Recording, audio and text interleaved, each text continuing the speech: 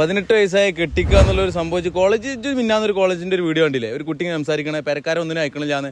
ഈ 2 കിൻഡിൽ പോത്തുള്ള സൈസും പിന്നെ ഇജാതി മൊബൈലിട്ടുള്ള പരിപാടി ആകുമ്പോൾ മാതാപിതാക്കൾക്ക് പേടിയുണ്ടാകും. പിന്നെ ഈ പഠിക്കണ കുട്ടികളാണ്, നല്ല രീതിയിൽ പോണ ആളാണ് എന്നുണ്ടെങ്കിൽ എന്തായാലും പേരൻസ് പഠിപ്പിക്കും. ഇത് നിങ്ങളെ ചേഷ്ടകൾ കാണുമ്പോൾ തന്നെ സംഗതി ഓൽക്ക് കത്തും. ഇതിപ്പോൾ കെട്ടിച്ചില്ലെങ്കിലേ ചാടി മണ്ടി മതിൽ ചാടുന്നത് ഓൽക്കറിയും. അതുകൊണ്ടാണ് ഞാൻ എല്ലാവരും ഇതിൽ പറയണില്ല കേട്ടോ. ചില ആൾക്കാർ ഞാൻ ഇന്നാൾ പറഞ്ഞ പോലെ ഒറ്റ ഫ്രെയിമിൽ കാണില്ലേ, പിന്നെ ഒന്ന് പേടിയായിട്ടാണ് ഓൽക്ക്, അല്ലാതെ ഓല അങ്ങനെ കുറ്റം പറയാനൊന്നും പറ്റൂല. ഇത് നല്ല രീതിയിൽ നിങ്ങൾ തന്നെ പറഞ്ഞു കൊടുക്കണം. പഠിച്ചോ എല്ലാവർക്കും ഗുണം ചെയ്യട്ടെ. പിന്നെ ഞാൻ പറഞ്ഞതിൽ ആ ഗൗരവമുണ്ട്. ഇന്നാളിപ്പോൾ ഒരു കുട്ടി ഏത് കോളേജാണ്, മലപ്പുറം ജില്ലയാണല്ലേ, അവൾ വർത്താനം കേട്ടിട്ട് പരാതി ഇങ്ങനെ പറയാം. അങ്ങനെ ഇനിയിപ്പോൾ വേറെന്ന് എൻ്റെ ആ തോട്ട് പറഞ്ഞില്ലേ, ഞാൻ ഇവിടെ കൊടുക്കണില്ല, ആരാന്ന് മനസ്സിലാവരുത്. പിന്നെ നമ്മൾ ആ ഒരു കുട്ടീനെ ഉദ്ദേശിച്ചാണെന്ന് പറയുമ്പോൾ എനിക്ക് വേറൊരാളെ വീഡിയോ എടുത്തിട്ട് എനിക്ക് പറയാൻ എനിക്ക് ഒരു മടിയാണ്.